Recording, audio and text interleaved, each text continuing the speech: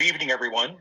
Again, my name is Tim Ehlinger, and I want to welcome you to the second session in the Lake Beulah Collaborative Steward Initiative. What we learned from the first session, which was on economic development around the lake, is that there is a strong desire that people have to be able to both talk and be heard, but also to listen to each other, to participate in civil dialogue around the challenges and the opportunities and the issues facing the environment that they care about. And it's very clear that people care about Lake Beulah. The goal of this initiative, and I'll review this with you, the goal of the Lake Beulah Collaborative Stewardship Initiative is to provide a forum for sharing different perspectives, to foster civil dialogue that's necessary for us to really identify what we have in common, our common interests, our common values, and then to how do we align those interests so we can do collaborative decision making. We've had one session. This is the second session. The first session was held back in October on balancing environmental and economic development. This session on balancing recreational uses and the ecology of the lake. And we will have two more sessions coming up in April and May on how do we protect the ecological integrity and the health of the lake and human health. And then finally on how can we take these conversations that we've had over these past 8 months to come up with ideas for to collaboratively govern decision-making for Lake Beulah from the local level. I want to emphasize that this session and the session that we will have with Circle Dialogues next week are not intended to have a venue for any of us to push our point of view or to argue or try to debate what is the right or the wrong thing to think about or how to act on these issues that we're discussing. Rather, our aim is to, as I said before, to listen to those who think differently than we do on an issue and understand the values and the interests that underlie those positions that may not be our position. So backing off from the positions and thinking more about what motivates people, what's at their heart. What's key to this is that we all have to agree here as part of this process. You are here because I believe, and I think you believe, that everyone here wants what is best for Lake Beulah, East Troy, on these issues, and that our conflicting views on the best path forward reflect honest differences on how we weigh the risks and rewards, the costs and benefits, and hopes and fears. The goal of the session is to expose, to get people to be able to say what those fears, what those costs, what those benefits, what those risks, what those rewards are, so that we can have a civil conversation about how to resolve and manage those differences. There are two parts to this. Tonight is a panel conversation, so we'll have 4 panelists that I'll be introducing here in just a minute. We'll be talking about the different recreational uses that they participate in and the ways that those interests intersect or overlap with each other. Next week, we will be having small group conversations where people who participate will get into small groups where they can dialogue about what they heard tonight, what are their thoughts, what stuck with them, and what are ideas that they have for next steps moving forward. Again, those sessions will be facilitated dialogues with some of the students from UW-Milwaukee's Sustainable Peace Building program. So with that, Laura, I'm going to ask you to, if you would, turn off the Mentimeter. And I'm going to ask everyone who is here, if you would please mute your microphone if you have not done so. I would also ask that if you have your video on, if you would, unless you're panelists, please minimize your video. It saves bandwidth. That way everybody is able to hear and see things. And also to remind everyone that this is being recorded and that the recording will be sent out to everyone who is present here this evening. All right. So I will also mention that as we go through the session tonight, there is a chat, and that if you have questions that you would like to raise to the panelists, please put those in the chat. They should be visible to the hosts. And then as we go along later on, after we kind of go through the circle where every panelist has had a chance to speak, we will go through and try to address those questions that you've asked. All the questions asked will also be published and made available to folks after anonymously. So don't worry that any of your personal information will be passed along. Similarly with the recording, if you turn on speaker mode, if you go to the upper right-hand corner, press on view and go to speaker mode, you will only that's what's being recorded here tonight. Okay. So let me go through, and we will introduce our panelists here. First of all, I am wondering, does everyone have speaker mode on right now?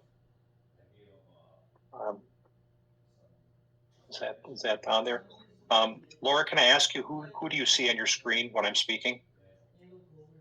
Now I am seeing you. Oh, you are? Okay. All right, because I had one person only on my screen, and I want to make sure that doesn't continue that way. Okay, so for our panelists this evening who have graciously offered to take their time and share their stories with us, first I want to introduce Scott Miller. Scott is a retired physician who has a very keen interest in freshwater biology. Scott's been coming to Lake Beulah all of his life, and has been involved in paddle sports for the last 50 years. Lake Beulah is extremely important to Scott, and he served for 9 years on the board of the LBPIA, that's the Lake Beulah Protection and Improvement Association, and was president when the lawsuit over the high-capacity well went to the Supreme Court in the state of Wisconsin. He's written articles on paddle sports, and he's been happy to see the activity in paddle sports blossom in popularity on the lake over the years. So thank you, Scott, for being here. Brian Beulah, our second panelist. Brian has lived in Chicago for 33 years and continues working as a real estate, serving global clients. He's now focused largely on sustainability issues. When not working, Jane and Brian love biking and walking along the Chicago lakefront. They bought a vacation home on Lake Beulah back in 2007 and enjoy it with their family and friends. And immediately upon coming to Lake Beulah, joined the LBPIA. Scott's been on the LBPIA board since 2019 and is currently its vice president. He believes in fair sharing, listening and learning, and respecting use rights, but also the responsibilities that come to protect the lake for future generations. Next is Barry Quirk. Barry has been a Lake Beulah property owner since 2008. He and his wife Mary enjoy lake life both on and off the lake and the surrounding community in the summers and winter months with their family. They have 6 children that spent many of their summer weekends and summer and winter vacations on the lake, and they now continue that tradition with their young families. They enjoy the lake for both the outdoor activities it offers, skiing, surfing, swimming, skating, cross-country skiing, and its peaceful tranquility, friendly neighbors, and gorgeous sunsets. And fourthly, lastly, Brian Fonz, who we will call Fonz. We have 2 Brians on this panel, Brian Beulah and Brian Fonz. So Brian Fonz has been a lake resident for 42 years. Along with his wife and 2 children, Brian has been running the weekly bass tournament on Lake Beulah for approximately 20 years. In addition to his passion for fishing, Fonz enjoys kayaking, paddle sports, pontooning, ice fishing, and enjoys the outdoors in Lake Beulah. So we'll go around with these questions. And I guess, Brian, Fonz, I'd like to start with you. As a fish ecologist myself, I'd love to always start with the things that I love.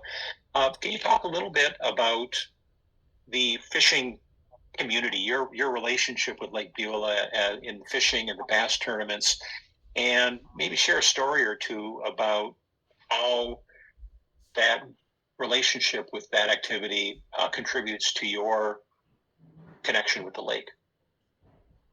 Yes. Thanks, Tim.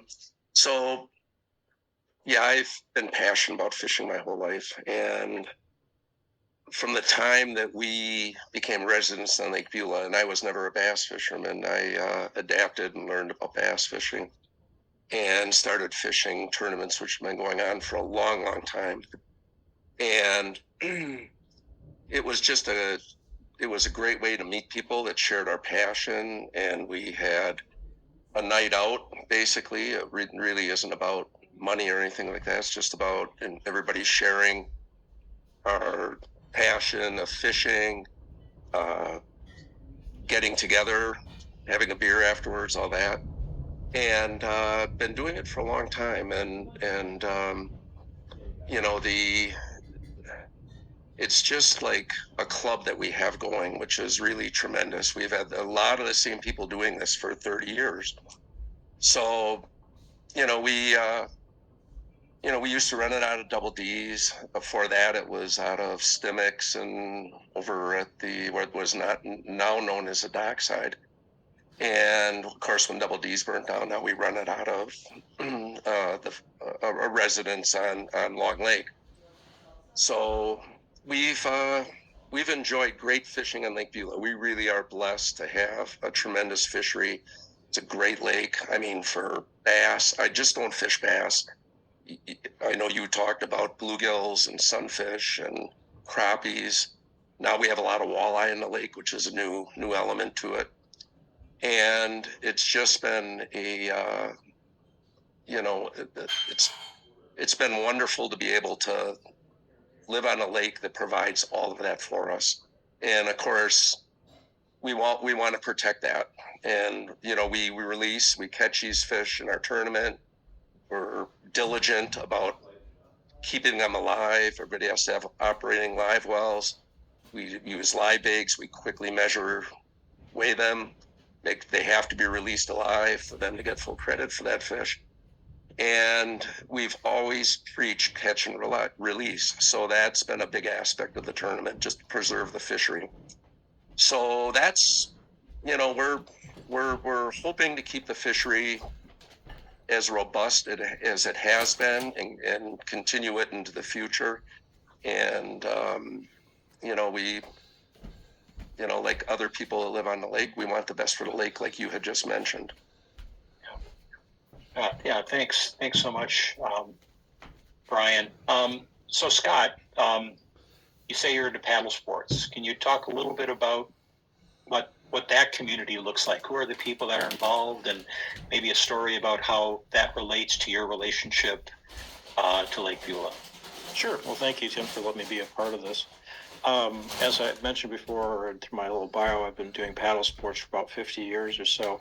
And it's amazing for me to see how paddle sports have blossomed on Lake Beulah. I mean, back in the 90s, you might see an occasional canoe, maybe a kayak. Now, if you look along the shoreline as you boat around, you can see canoes, kayaks, stand-up paddle boards, and probably the majority of properties.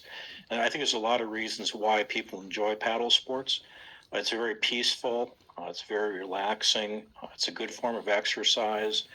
When you see people out and about, you usually see couples or groups, so there's a lot of fellowship, I think, that takes place with that. Beulah is just a fantastic lake to be able to paddle around because it has good size to it at 800 acres, and it has an amazing 15 miles of shoreline. So you can do a lot of exploration on the lake. Doing paddle sports gives you access to areas of the lake that you can't get at any other way, like going around the end of Jesuit Island or paddling up around the Goat Island Canal that can't be reached any other way. Or if you go underneath Stringer's Bridge and go up that channel, you can actually paddle all the way to Portage over Town Line Road and then paddle to Pickerel Lake. So you can actually visit other lakes from Lake Beulah, which is something that I don't think you can do any other way. Paddle sports also have the advantage of getting you up close to nature, so you can observe wildlife, birds, and especially aquatic plants. I really get a kick out of seeing the plants emerge from the bottom. Coming up in a month or so, we'll start seeing the sprouts come up um, for the water lilies and the other underwater aquatic plants. So I think paddle sports have a lot to offer, in addition to being very cost effective. For the cost of a few, you can buy a flotilla of canoes and kayaks for the cost of a speedboat or a pontoon boat. So I think there's a lot to be said for the activity. Yeah. Thanks so much, Scott. You make me want to get out there with a kayak Let's this do it. summer. Yeah. Brian Beulah, I know you're active in the sailing community, and I'm wondering if you can kind of talk a little bit about what sailing means to you, what it means to your family, what it means to the community of Lake Beulah that sails. Yeah, sure. No, thanks very much, Tim. I'm glad to be part of this, and I appreciate the opportunity.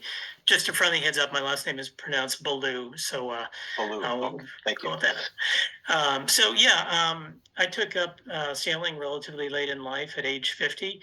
I was attracted by the beauty and the challenge of the sport. Lake Beulah has a very competitive group of sailors, but they're also, they're very welcoming, and they share their knowledge. The attraction of a sport like sailing is you're aiming for balance. You're trying to balance the forces of nature and move toward a goal without tipping over or falling behind your other competitors. So you balance competitiveness, but it's also incredibly graceful and beautiful moments of beauty and grace that are kind of hard to find elsewhere. When you think about it, a sailboat has no engine, it has no brakes. You are responsible for the safety of yourself, your crew, if you have one, and the safety of those around you. It's a way of getting engaged in something which takes every bit of your concentration and focus. And it represents really an escape from a lot of the things that might be on your mind, just living in the world. When you think about the practice of mindfulness, when you're racing a sailboat, it's hard to think of anything else other than racing that sailboat. I mentioned the beauty, I mentioned the grace, I mentioned the balance. It's a very welcoming, warm community, sharing knowledge and helping each other. When the wind dies or when there is a storm out, you could be reliant on anyone, a stranger, someone you don't know or know well, to tow you back into your slip. So it balances an incredible number of things and provides a number of different ways of relating to the water and the community. And it's a beautiful sport. It's a jealous mistress, and it can be incredibly hard to master. But once you get engaged with it, it is hard to give it up because it is so appealing. Yeah. Thanks. I bring back memories when I was young up in Green Bay. We would sail Lightnings on Lake on Green Bay, and you say there's no brakes. I tell you, but you tip a boat, it stops pretty quick. So, I know that well. Yeah. So, Fonz, Brian. Mhm. So you're here to talk about sort of the power sports, which is the newest of all of these, and probably one of the ones that's most misunderstood. I'm wondering if you could sort of talk to us about what's involved with that and what draws you and your family and the community to the power boats, and I guess the one that is the most controversial these days is wakeboating. Can you talk to that a little bit and the values and interests that are part of you in that community? So Tim, just to clarify, you meant Barry. Barry. All right. Thanks. I'm sorry, Barry. Oh, That's sorry. okay. I am very apologize, Fonz. I'm sorry about that. No. No, that's fine. Okay. That's good. Yeah, I'm glad No you problem. folks can keep me honest here. So But if you want to speak to it, I would defer. yeah, No, go. I kidding. mean, I'm kidding. I want to hear. I want to hear. Yeah. But yes. Go ahead. So thanks, Tim. And it's interesting in listening to Brian talk about sailing, and his passion for it, in the grace and serenity. It might sound a little ironic, but there's a lot of commonality with what we do with the powerboat. And so our primary use of our powerboat in the lake is sort of twofold, water skiing and wake surfing. So both of those are done by the participant outside the boat. And so although the sport activity is facilitated by the power of the boat, there's a lot of individual skill elements to both skiing and wake surfing that make it really attractive. I mean, it's in the same sense that sailing is a sport. You could look at slalom skiing and wake surfing very similarly. And so, Lake Beulah has just been, a tremendous place to do both of those. And, it's got to clearly be done in a fashion that's sensitive to the other uses of the lake, including fishing, paddle, sailing. And I think those powerboaters who, don't aspire to the minimum standard of courtesy, which might be the regulations that have established for distance from the shore, distance from other boats, our approach to both of those sporting activities is to recognize that there's multiple uses in the lake. So as an example, if Fonz's crew on the fishing side are using Tuesday night for their bass fishing tournaments, we tend to either not ski on Middle Lake, go to Long Lake and ski there, or ski around their schedule because we know they're coming out Tuesday night, and it's probably not ideal for us to be skiing, in part because the fishing boats are trying to get to their hot spots as quickly as possible, and they may be crisscrossing the lake in a way that would make it unsafe for us as a skier, and also unsafe for the fishermen. And that's true, I would say, in regards to the sailing regattas. I mean, there's nothing more inspiring in some ways than sitting in our backyard watching the regattas on a nice day, and it's almost like observing an orchestra. The way things seem so harmonized. Well, on those days, if the Middle Lake is being used by a regatta at either 10:30 or whatever the schedule is, 1:30, we typically wouldn't do power sports on Middle Lake. We would go to Long Lake, and whatever our activity is that day or at that point in time, we would try not to interrupt the sailing activity. And when we do it on Middle Lake, it would probably be around the timing of those regattas. So what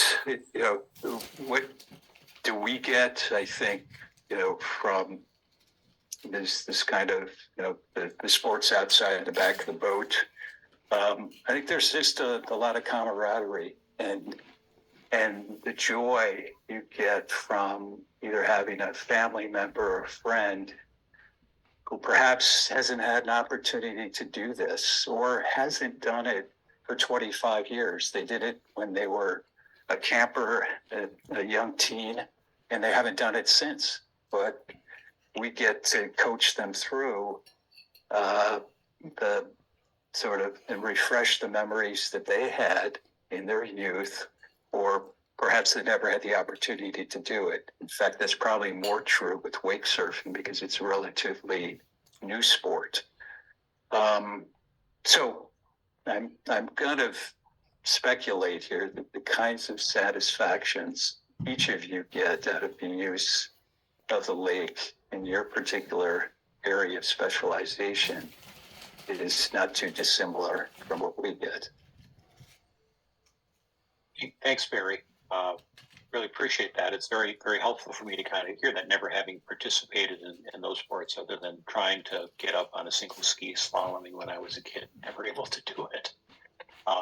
So you talked about, we're going to kind of move to the second session here. You talked about sort of typical users, and I guess I'm going to give this back to everybody. And that the typical users go do what you described in terms of what are sort of the best practices for, let's take, for example, the wakeboarding, which is probably, again, the one that's most controversial.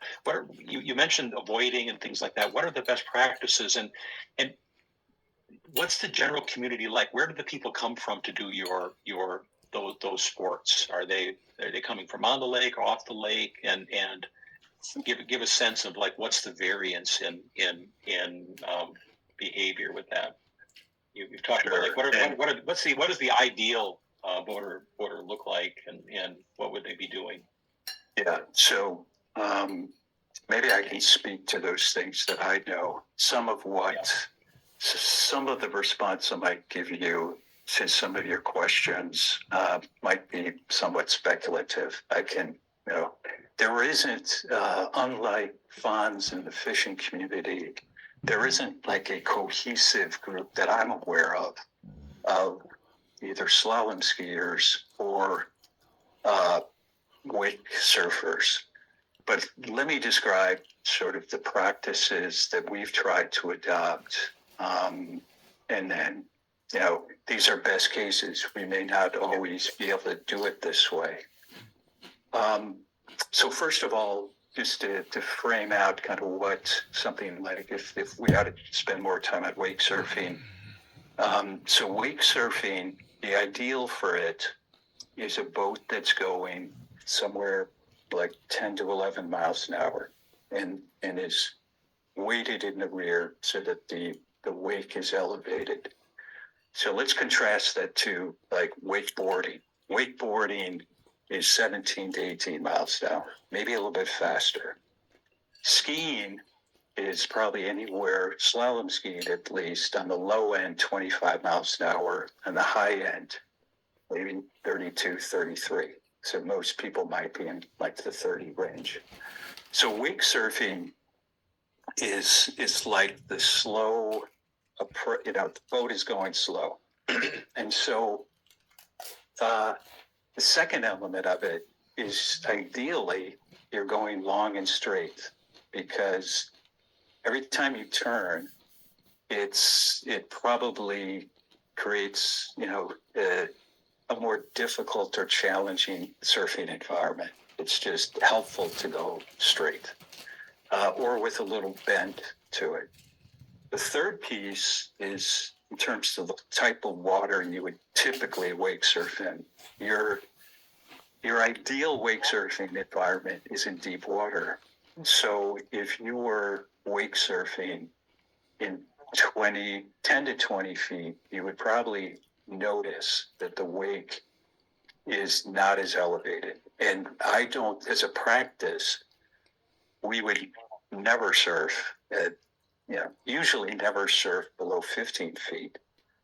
And I've heard that, you really can't wake surf below 10 feet. So what that means is we would tend to wake surf in two locations in a lake. But in this practice is evolved probably over several years as we learned more about how to kind of effectively wake surf. So I will say, like anything, you become a better fisher person, you become a better sailor, become a better stand-up paddle boarder.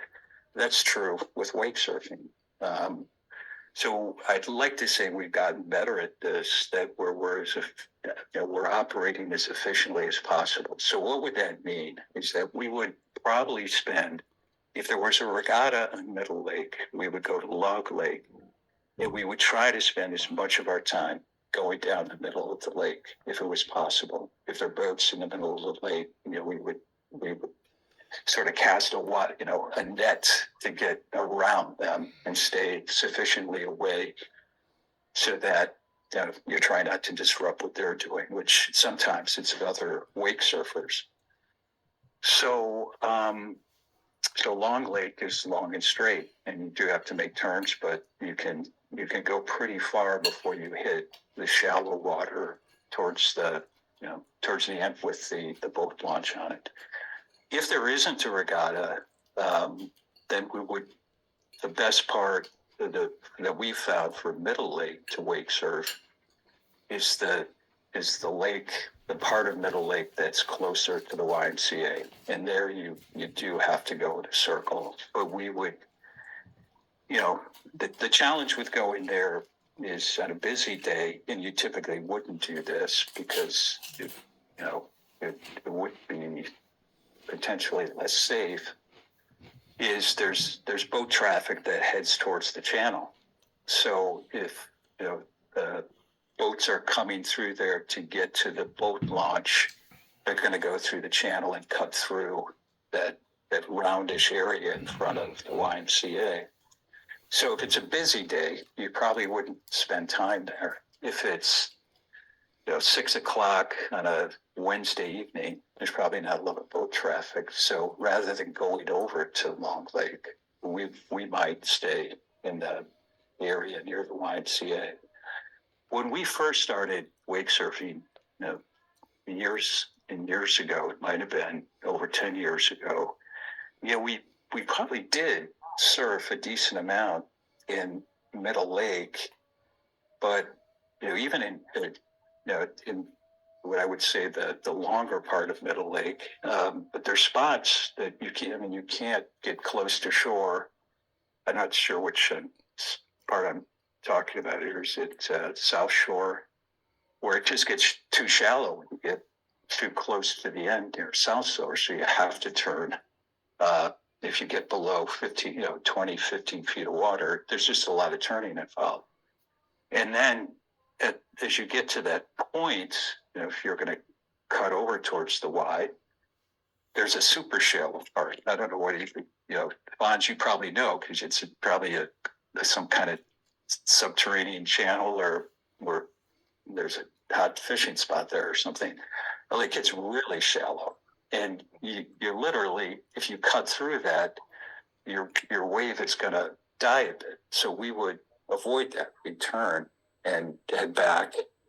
But maybe I ought to just pause here and say, I think our practices have evolved as we've gotten smarter.